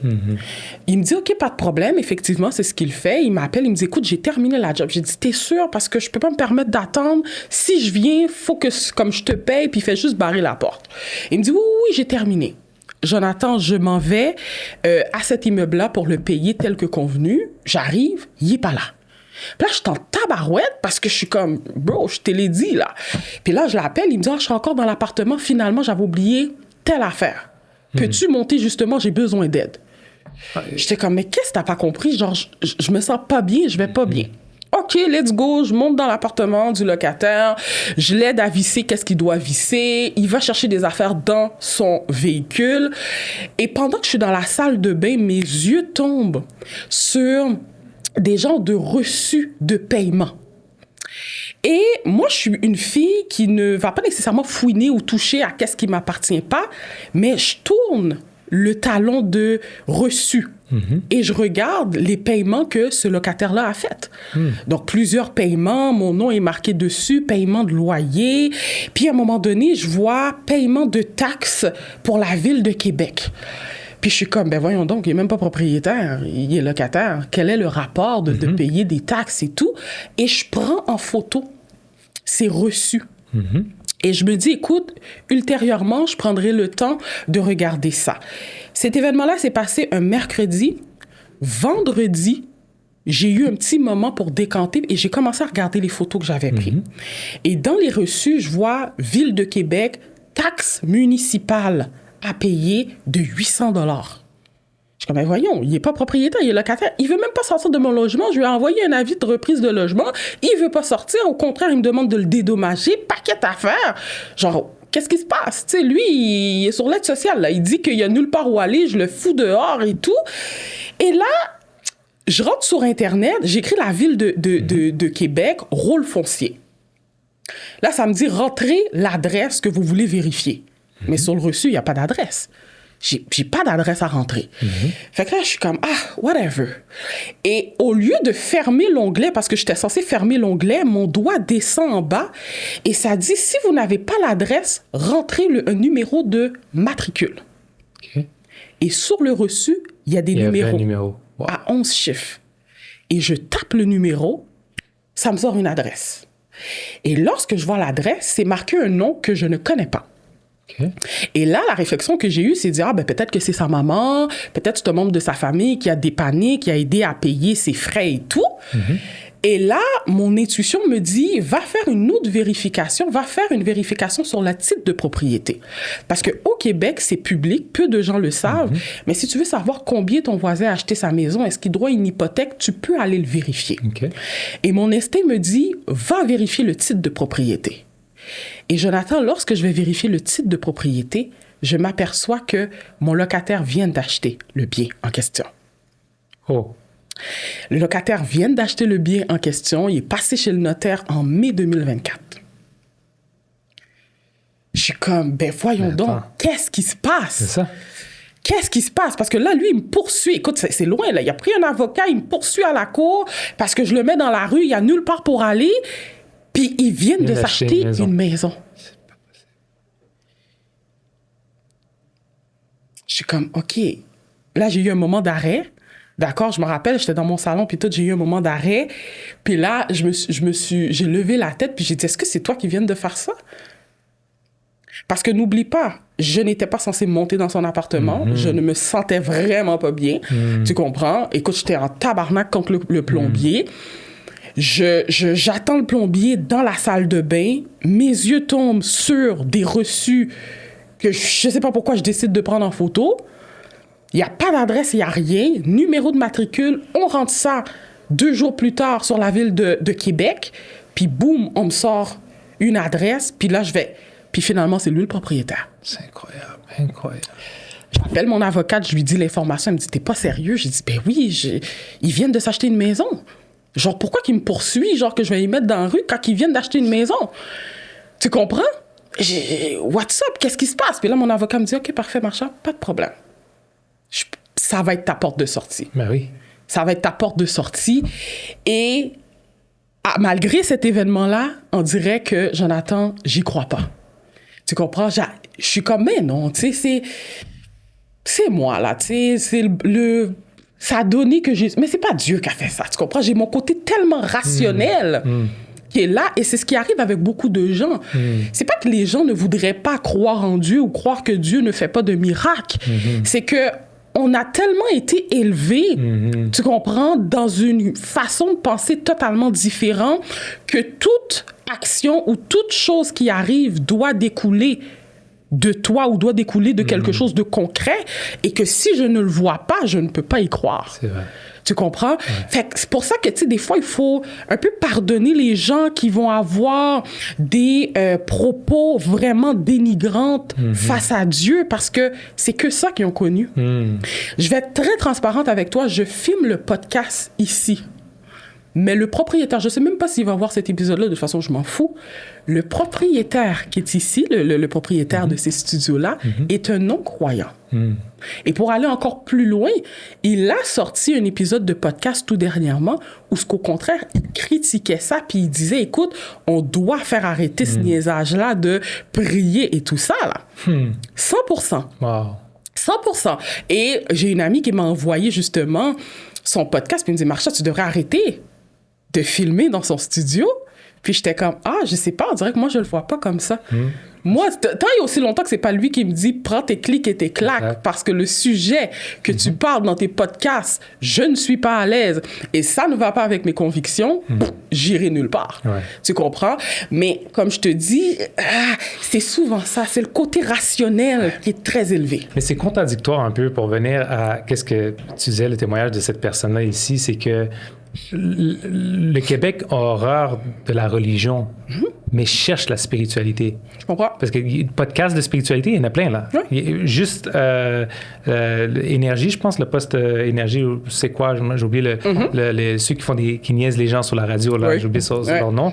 Ils ont fait un podcast avec un médium, là, qui vient on l'appelle le Grand Ours, là, puis il vient, puis il lance des os sur la table. Maintenant, les gens, dans la motivation, parlent de l'être, le suprême, le chakra. Il y a plein le monde est à la recherche de combler leur esprit, leur âme. C'est la seule chose, c'est quand tu rentres dans la branche Jésus, Christ ou Allah ou whatever, là, il étiquette ça avec la religion. Ouais. Mais nous, ce qu'on croit, c'est une relation. On croit une relation avec notre Dieu. On ne parle pas d'une religion ici.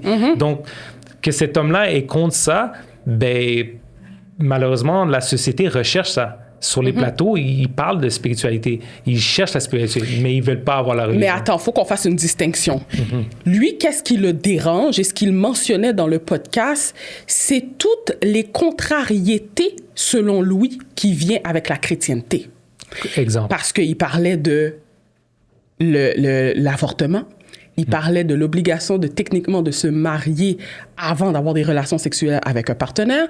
Donc, lui, ce qu'il dit, c'est « Wow! Je ne suis pas maître de décider ce que je veux faire de ma vie. » On m'impose une chose qui retombe à l'Antiquité. Je pourrais même t'envoyer le podcast pour que tu puisses l'analyser.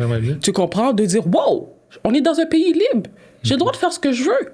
Si moi, là, Colline, j'aime un homme ou j'aime une femme, là, puis, regarde, ça me tente pas de me marier, là, puis je vais habiter avec, là. Tu comprends? Apprendre à le connaître, vivre avec directement. Pourquoi je pourrais pas le faire? Pourquoi je dois me fier à qu'est-ce qui est marqué dans une Bible parce que Jésus a dit que, ben, ça doit être ça. Et c'est ça qu'il est en train, dans son podcast, de débattre. De dire qu'on vit plus dans une vie antiquité où ce que on n'est pas maître de nos pensées, on n'est pas maître de ce qu'on veut faire. Tu comprends? Et là est la distinction de... Puis c'est ça que je te disais, c'est une chose d'être chrétien, mais c'en est une autre de suivre les rouages de la chrétienté. Tu comprends ce que je veux dire?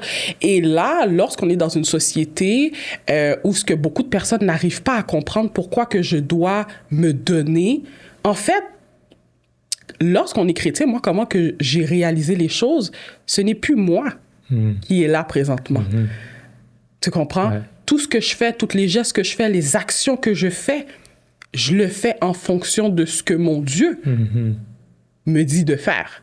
Exactement. Mais il te donne quand même, Dieu nous donne le libre arbitre 100%, de choisir. C'est ça que sinon on serait des robots. Donc, il te donne le choix de choisir. 100%. Mais c'est comme, lorsque tu as l'amour pour quelque chose, tu vas le faire par obéissance. C'est comme nos enfants. 100%. J'aime vraiment faire le parallèle entre nos enfants. 100%. Ben, nos enfants, même si il monte sur la table, puis il saute, puis il prend un chandail, puis il joue sur la table. Mais par amour, tu vas dire, chérie, je sais que tu t'amuses en ce moment, mais tu vas tomber. Et si tu tombes, il y a des répercussions à ça. Donc, tu vas l'avertir par amour. Ouais.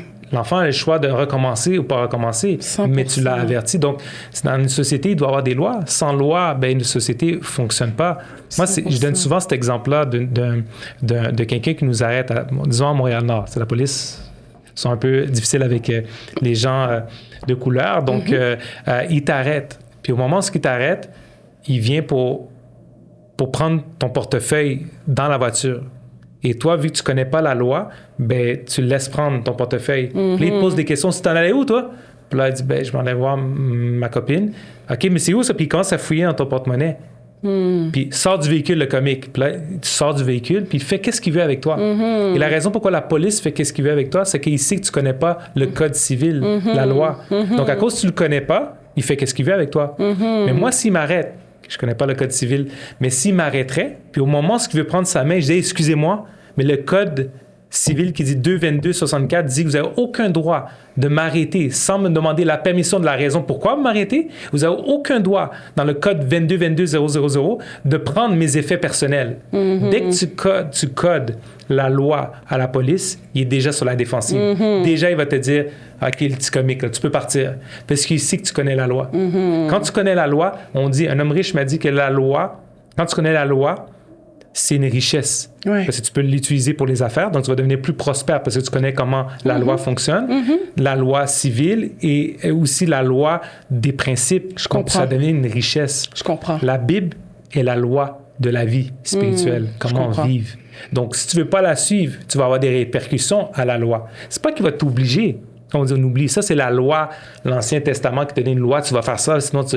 Ça, non, nous, on est sur la grâce de Dieu, mais il a quand même donné des règles. Et si tu franchis ces règles-là, tu veux pas les suivre, tu vas avoir des répercussions. Comme la lumière rouge, tu es précis, tu vas aller à ton meeting, tu vas avoir un ticket. Même si tu arrives au poste de police pour contester, tu dis, excusez-moi, mais non, mais il était rouge, on a eu le radar, on a vu, t'as franchi la limite qu'il fallait pas. Tu as des répercussions pour ça. 100%. Donc, c'est à nous, à la personne qui a cette pensée-là que tu as exprimée, c'est une loi. La loi, tu peux la détourner ou tu peux vraiment avoir des répercussions en suivant pas la loi. 100%. Donc, c'est comme ça que nous, on le voit. Puis Dieu, c'est un Dieu d'amour. Donc, on va jamais imposer quoi que ce soit à quelqu'un. On va juste le présenter. Comme qu'en ce moment, il y a plein de lobbies qui présentent leurs convictions. Ils la présentent. Pourquoi nous, on devrait être offusqués de présenter notre foi quand il y en a d'autres qui le présentent avec une liberté. Donc, je pense qu'on doit être juste pour toutes les parties. C'est important. Et puis, je pense que c'est pour ça que ton podcast a un assez gros impact en ce moment. Parce que, justement, tu donnes cette expression-là. Et dans plusieurs angles. C'est pour ça que j'ai aimé que tu m'as posé des questions dans les affaires, parce que j'aurais pu être juste parler de Dieu, mais non, je suis un homme d'affaires également. 100%. Mais je suis aussi un chrétien. Donc, c'est possible d'être 100%. les deux. Et... ça, là, c'est une question que je pose pour moi, mais que peut-être beaucoup de personnes vont se sentir sensibilisées. Comment qu'on fait pour mettre notre côté rationnel de côté et faire confiance à Dieu à 100%? C'est ça, la foi, c'est une ferme assurance des choses que tu espères qui se manifestent. Donc, tu dois y croire sans l'avoir vu. C'est ça, la foi. C'est l'oxygène, c'est la monnaie d'échange pour faire du gaz. Tu sais, faire du gaz, tu as besoin de payer. Tu peux pas aller, je mets le gaz, puis tu payes pas. Non, la monnaie, c'est ça que tu donnes comme argent pour avoir le gaz. Donc, 100%. La foi, c'est la monnaie. Tu dois avoir la foi pour avoir le miracle. 100%. Donc, et tu sais, la foi, c'est très gros. Tout le monde a des grandes foi. Il y a Elon Musk, il y a Walt Disney qui est assis sur une montagne avec son frère, puis il a dit un jour, cette montagne-là, il n'y avait rien. Sur cette montagne-là, il va avoir, tous les enfants du monde vont se réunir sur cette montagne-là. Il n'y avait rien. Son frère était fou, il n'y a rien.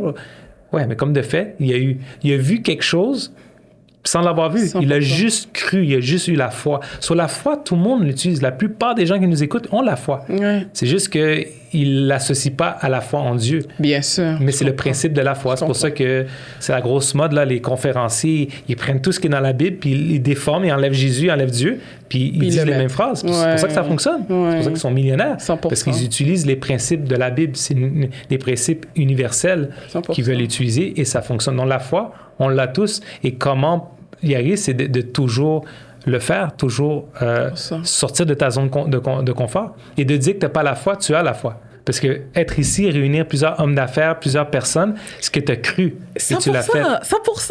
Mais j'ai la foi. Mais tu sais, comme que je te dis, j'ai ce côté rationnel-là, puis aussi peut-être un peu mon ego, je te cacherai pas. Mais je le vois déjà ce que Dieu a fait dans ma vie. Tu comprends? C'est ce même locataire-là que je te parle, ça fait 2 ans que j'étais censée prendre son logement. Wow. Je l'ai amené à la régie du logement. Je te le dis, Jonathan, la même journée que je dois passer à la cour, tout le dossier que j'avais pour aller à la cour, je le trouve plus. Je trouve plus le bail. Je trouve plus l'avis du huissier que j'ai. Écoute, je suis arrivée devant la cour, j'avais rien. Ouais. Puis la juge me dit, mais Madame Saint-Jean, je comprends pas. Vous voulez faire une reprise de logement, vous avez pas de bail dans vos mains, vous avez rien. Je savais pas quoi lui dire. Puis je me rappelle, j'ai appelé mon frère, j'ai dit, yo bro, je suis la fille, je vais pas dire la plus organisée puis structurée, mais je ne perds absolument rien. Je dépose quelque chose là, je sais que c'est là que je l'ai déposé. S'il est plus là, c'est parce que quelqu'un l'a pris. Puis j'ai dit, Jerry, mon frère s'appelle Jerry, j'ai dit, yo bro, je trouve pas le bail.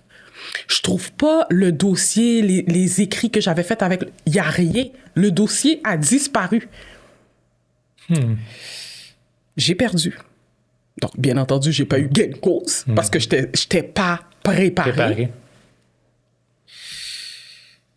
4 mois plus tard, 3 mois, 4 mois plus tard, ce même appartement-là, parce que j'étais censée y habiter dedans, ce même appartement-là a été infesté là, de toutes les bibites qui existent au Canada. Souris, punaises, coquerelles, tout l'immeuble au complet. Ça, c'est un. Deuxièmement, tu te souviens que je te parlais d'une fréquentation que j'avais, que je n'étais pas censée avoir? Cette personne-là, on était même censé aménager dans cette propriété-là, dans cet appartement-là. Aujourd'hui, je suis capable de t'en parler pour te dire que c'est pas anodin ce qui s'est passé.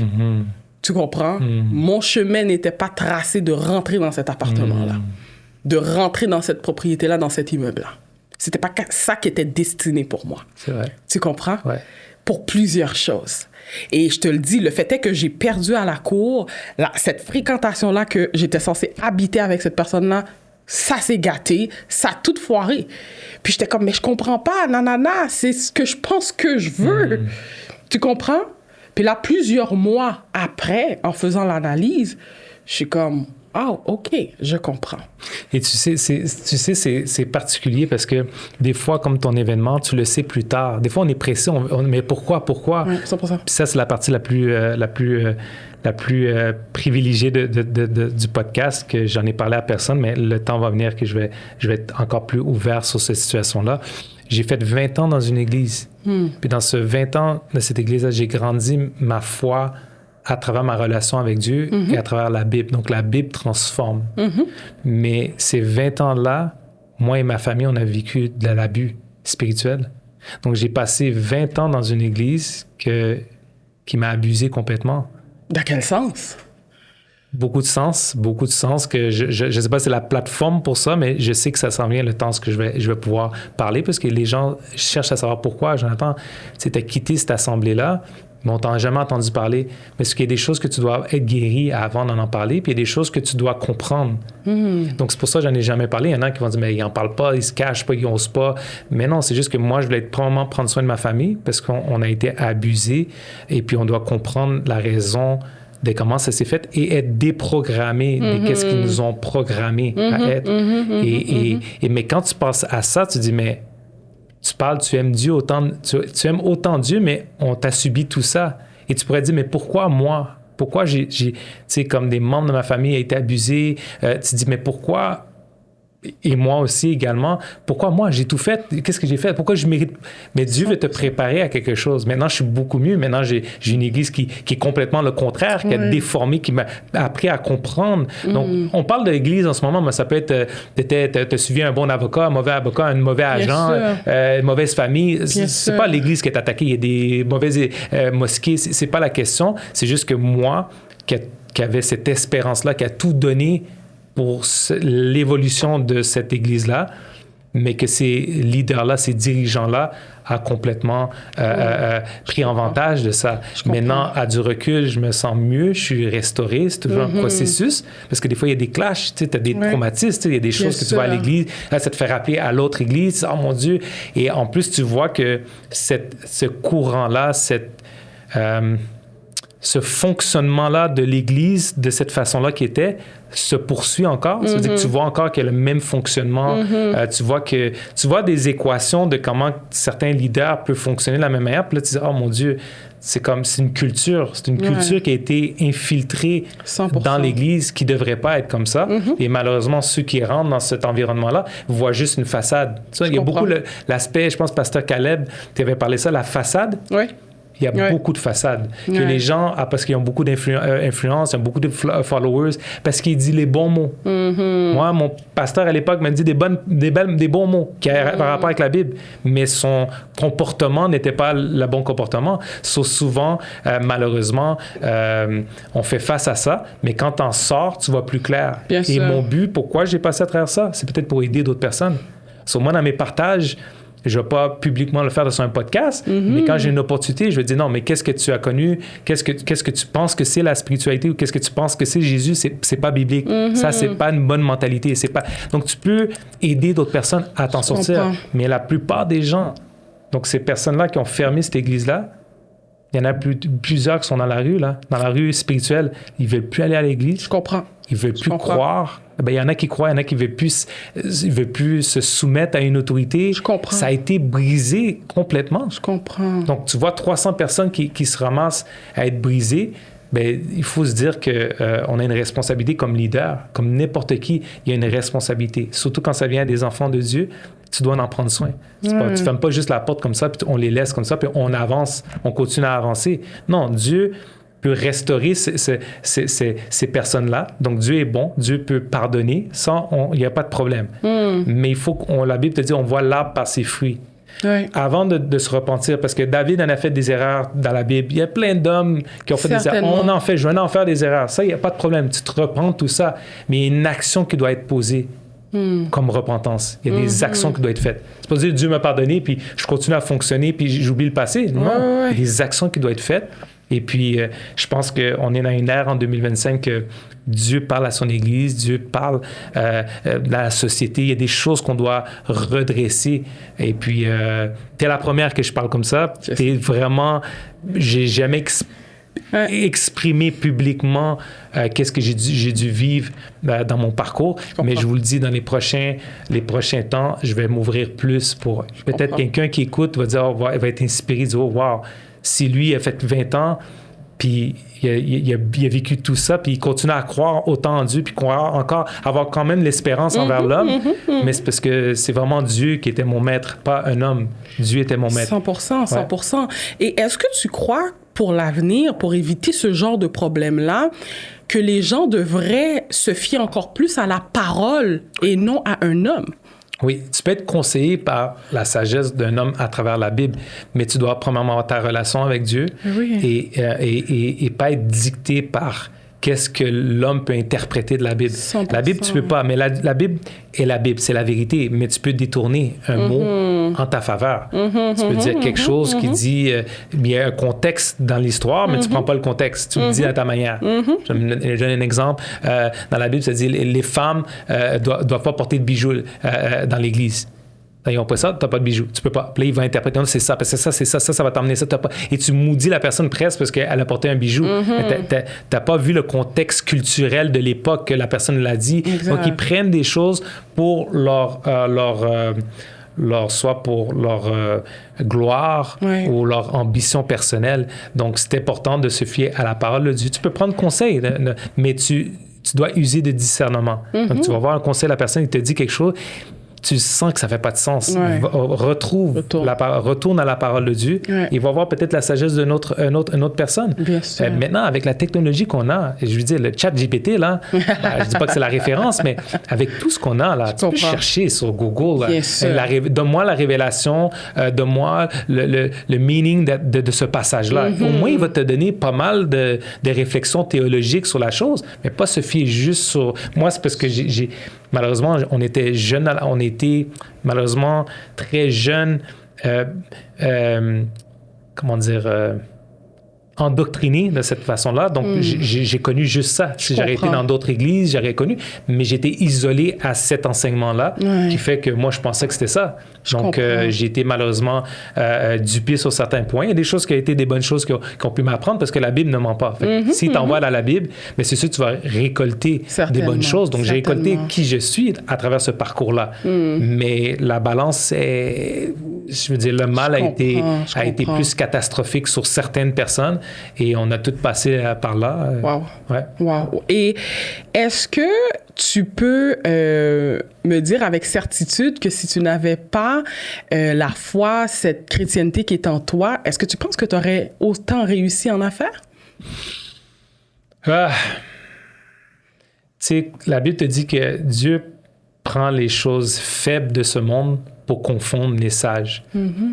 J'ai pas été loin à l'école, j'ai fini mon secondaire 5, j'ai pas fait des études. Moi, je pense que j'aurais eu tous les diagnostics TDAH, ADDAH, j'aurais eu toutes les Je comprends. C'est ça le miraculeux de Dieu, c'est que je peux pas dire, s'il n'aurait pas été là, honnêtement, je veux dire, en travaillant fort, en se levant tôt, puis en faisant tout ce qui doit être fait, tu peux arriver dans la vie. Bien sûr. C'est juste que moi, dans mon équation, j'ai travaillé fort. Je sais que j'ai travaillé très fort. C'est pas surnaturellement. J'ai été frappé au pas. J'ai fait des sacrifices. Mais je pense que la beauté avec Dieu, avec la foi chrétienne, c'est qu'on appelle le terme la grâce de Dieu. C'est des choses que tu n'as pas à travailler qu'il va faire pour toi. Ça, c'est incroyable. Tu dis, je fais mon nécessaire. Lui, tu fais le nécessaire, lui, il fait l'extraordinaire. Donc, tu fais tout ce qu'il faut, puis lui, il va te donner un grain que tu appelles au moment que le gars est en vacances, il répond. Il va juste t'ouvrir des portes surnaturellement. Fait que ça me permet de rester terre à terre, garder l'humilité en tant qu'entrepreneur. Parce que c'est pas juste par ma force. N'importe quand je peux avoir le cancer, n'importe quand je peux tomber. C'est-à-dire que c'est par la grâce de mon Dieu que j'y est arrivé. 100%. Donc, moi, je tiens à dire que j'aurais réussi, mais j'aurais pas eu la paix. Et j'aurais pas eu Tu sais, il y a une chose de réussir. Tout le monde cherche la réussite. Bien sûr. Mais la plupart des gens qui ont réussi, ils ont plein de vices, ils ont plein de problèmes. Ils vivent pas la paix. La paix est le plus important que moi, je cherche. Fait que j'aurais pu être riche, mais sans Dieu, j'aurais fait sûrement plein de gaffes. Je comprends. J'aurais pas compris le cœur de Dieu et qu'est-ce que Dieu veut pour moi. Mais en plus de ça, j'aurais pas eu la paix. T'imagines, tu vis, travailler fort, tes dettes qui arrivent. Là, tout le monde vit sur des dettes, puis ils font comme si c'est des balleux sur les réseaux sociaux. Mais écoute, t'es endetté, là, arrête de montrer que c'est pas la réalité. Donc, moi, je veux avoir la paix, et c'est ce qui m'adonne. Donc, je crois que oui, j'aurais peut-être pas été où ce que je suis en ce moment dans l'entreprise. Parce que c'est un gros succès, là, quand même. Oui, là. On peut pas se le cacher. On parlera pas de chiffres ici, mais quand même, tu sais. Puis très souvent, c'est ça. C'est sans ce coup de pouce-là, est-ce que j'aurais été en mesure d'y arriver? Puis je te dis ça parce que j'écoutais, il n'y a pas si longtemps, un Africain. Je ne sais pas pourquoi je suis tombée là-dessus sur TikTok. Et cet Africain-là disait que ce qui garde mon entreprise en vie, c'est Jésus. Puis là, boum, je suis restée captée puis je l'écoutais. Puis il expliquait que ce que vous devez comprendre, c'est que mon entreprise, tout est relié en la fonction que je suis chrétien. Je crois en mon Dieu et je dois obéir à ce qu'il nous dit. Et il commençait à décortiquer. Et il donnait des exemples que le matin, lui, il arrive, il faut qu'il prie, il faut qu'il prenne sa Bible. Il commence pas un meeting ou une rencontre sans avoir parlé à son Dieu. S'il a une décision décisive qu'il doit prendre, il doit jeûner. C'est tout un protocole. Et il disait... Très souvent, vous allez voir une entreprise qui va bien réussir, puis vous vous dites, mais voyons donc, moi, j'ai parti la même entreprise, je suis beaucoup plus dynamique que lui, je suis beaucoup, peut-être même plus discipliné que lui, mais moi, ça marche pas. Puis il expliquait que très souvent, beaucoup d'entrepreneurs le diront pas, mais sont très croyants. Et c'est la croyance qui nourrit leur entreprise. Tu sais, et écoute, j'étais tombée sur le cul, j'étais comme, il a raison. Et les gens le vulgarisent plus souvent maintenant sur les réseaux sociaux, tu le vois. Je regarde sur TikTok, je vois, surtout les Américains. Les Américains ont cette facilité de partager leur foi. Ils n'ont pas honte. 100%. Au Québec, à cause des dommages, on a moins de cette facilité-là, mais les gens n'en parlent. Là. Comment est-ce que tu crois en Dieu? Puis ils disent tout là, oui, j'ai réussi. C'est ceux qui passent avec leur micro, puis ils disent, comment tu as fait pour arriver dans ton domaine d'activité? Puis là, ils parlent, puis ils vont toujours prononcer Dieu, parce que c'est une source, pas garantie, c'est le travail, durement travaillé qui est une garantie, mais Dieu fait juste croître dans ton entreprise et être assez humble de te connecter aux bonnes personnes. Moi, j'ai travaillé tout seul, mais là, maintenant, j'ai 2 partenaires. Mais j'étais tout seul jusqu'à temps que le nouveau partenaire, en 2007, j'ai fait de 2009 à 2016. J'ai eu un partenaire en 2016. Mais il n'a pas vraiment travaillé. Il a juste mis l'argent et that's it. Et c'est moi qui ai tout emmené les clients jusqu'en 2023. Et en 2023, je l'ai racheté et j'ai fait embarquer le bon team parce que je devais avoir les bons outils. L'autre personne m'a aidé pour me lancer financièrement. Mais là, il faut avoir le bon team. Mais je pourrais dire non, je peux y arriver moi-même. Puis non. La collaboration avec des bonnes personnes, c'est possible. Il y en a beaucoup qui n'y croient plus. Hein. De plus en plus, j'entends des gens, moi, associe-toi jamais avec personne. Oui, mais il faut juste trouver la bonne personne. Et quand c'est conduit par Dieu, tu le sais, tu le sens. Fait quand je me suis mis avec ces deux personnes-là, ben ça l'a parti à un autre niveau. On est rendu avec... Écoute, j'avais un côté commercial. Donc, moi, j'ai tout développé le domaine marketing olfactif commercial. Et quand ils sont embarqués, on a fait le domaine résidentiel. Et puis là, maintenant, en l'espace de 8 mois, on a 7 magasins. 7 boutiques, accompagnées de ces Flair Diffusers. On a 7 boutiques, on a 33 employés. Écoute, c'est majeur. Donc, quand tu es bien entouré avec les bonnes personnes, ben ça explose. Et puis, c'était juste que j'ai tenu le flambeau.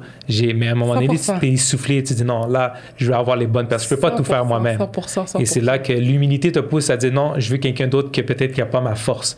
Moi, j'avais la vision, j'avais l'acharnement, j'ai eu l'idée. Maintenant, je veux quelqu'un qui a peut-être les finances et qui a la stratégie et l'autre, le marketing. On a comblé tout ça et ça est devenu un monstre maintenant qu'on est content. On va juste continuer à donner la gloire à Dieu parce que c'est lui qui nous donne la force de continuer à se lever le matin. Mais on est passionné et puis... Et est-ce que tu es à l'aise de nous partager aujourd'hui cette belle entreprise-là? C'est quoi le chiffre d'affaires de cette entreprise-là? Non, je suis pas à l'aise. Tu m'auras pas. Elle est forte, t'es bonne. Ah, oui, serais-tu à l'aise? J'irai pas sur ça, mais bientôt, la prochaine rencontre qu'on fera, on va te donner les... Mais en bref, en 2024 a été une bonne année en 2024. D'accord. N'oubliez pas que moi j'ai passé le COVID. Donc, ceux qui passent mais bonne COVID, année, 3-0, 4-0, 7-0, 8-0. 0. Regarde, on pile 0. Mais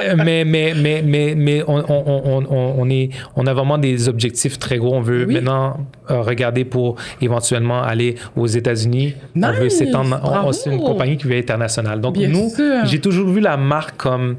Tu sais, quand on dit « passe-moi un Kleenex c'est un réflexe, mais Kleenex, c'est une marque. Bien sûr. Et nous, on dit Kleenex surtout. Bien mais moi, je veux que ça soit ça. Je veux que Flair soit dans la bouche de tout le monde. « Hey, passe-moi un Flair. » Il y a même des livreurs qui commencent des livreurs d'Amazon, livrent des colis, puis ça fait 3-4 qu'on nous témoigne ça.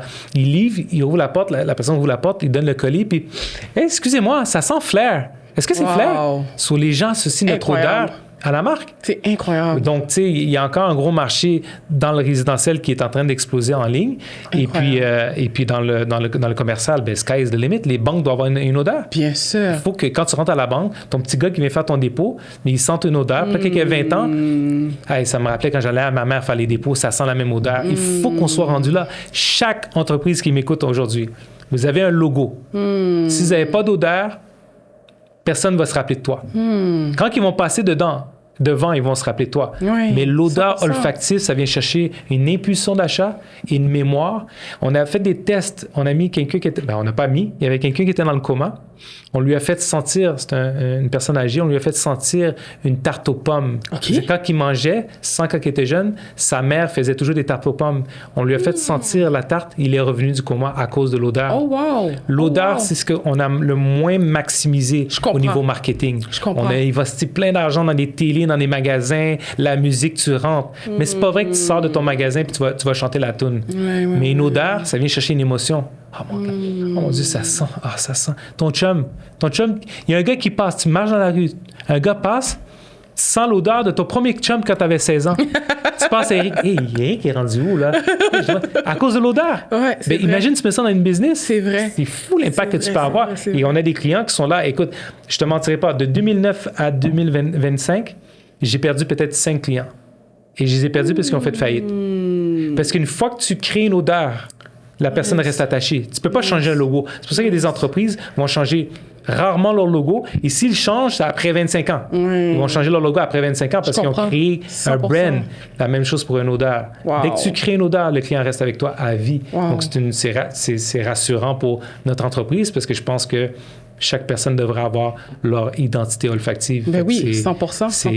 C'est ça. Je me suis détourné un peu pour pas te donner les chiffres. Je pense que j'ai réussi. En tout cas, on s'en parlera en privé, c'est pas grave. Et là, pour l'année 2025, est-ce que l'objectif, c'est d'ouvrir encore des stations dans des centres commerciaux? Parce que ça grossit, genre, oui. de malade, là. Là, on va prendre une pause parce qu'en 8 mois, on en a ouvert 7. Fait qu'on est à Toronto, on est à Ottawa, on est un peu partout dans tous les plus gros centres d'achat. On voulait aller dans le Royaume-Mont. Finalement, on a pris une pause. On dit on va attendre quelques années pour voir comment ça va se dérouler avec eux. Mais sinon, si on en sort d'autres, ça va être peut-être aux États-Unis. Mais on est des nouvelles stratégies que je ne peux pas parler. On est en négociation. On est en train d'avoir des stratégies. On a engagé des firmes pour pouvoir nous positionner. On a un plan d'action qui va être peut-être très intéressant. Mais pour le moment, pour 2025, on ne compte pas en ouvrir. D'accord. À moins qu'on mette la structure qu'on est en train de vérifier avec mes partenaires. Mais c'est quelque chose de gros. On veut vraiment s'étendre. Puis les gens en demandent. Ben oui, les gens 100%. sont accros, là. Ils veulent flair, c'est dans les mots. Et c'est le fun de voir que c'est une entreprise qui est Black-owned. Fait que, tu sais, ça, je remercie toutes les personnes de la communauté qui nous écrivent, qui m'envoient des textos. Bro, man, merci, c'est le fun de voir que, tu sais, c'est l'excellence. C'est souvent ça qu'on me revient. On me dit, tu sais, comme je pensais même pas que c'était des Noirs qui avaient ça, tellement que c'est bien fait. Pas parce que c'est comme ça, c'est juste que malheureusement, on a pris un peu de temps, des fois, d'offrir une excellence. Peut-être parce que justement, on n'avait pas les moyens, on n'avait pas cette éducation-là. Mais maintenant, tu vas voir des entreprises, tu vas penser que c'est des Blancs qui ont ça. Mais non, c'est des Noirs qui ont ça. Et nous, on est contents. Fait que moi, je remercie tous ceux qui nous encouragent, qui partagent nos posts, qui parlent de nous, qui nous réfèrent. Parce que oui, c'est fait par... Ça a été créé par un Antillais, quelqu'un de... C'est tout à ton honneur. Ouais, on est béni de voir ça. Il faut qu'on aille de plus en plus. 100%. Je sais pas mon speech, je suis pas très patriotique kind of thing, là. Je suis pas... Moi, quelqu'un me dit, je vais toujours encourager, mais je suis pas du genre à dire, oui, la communauté... Je comprends. J'encourage la communauté. Je vais toujours souligner, c'est juste que c'est pas mon dialogue, mais c'est une opportunité d'être ici pour le dire que chapeau à tous ceux qui nous ont encouragés, qui nous réfèrent des clients. Ouais. Bien sûr.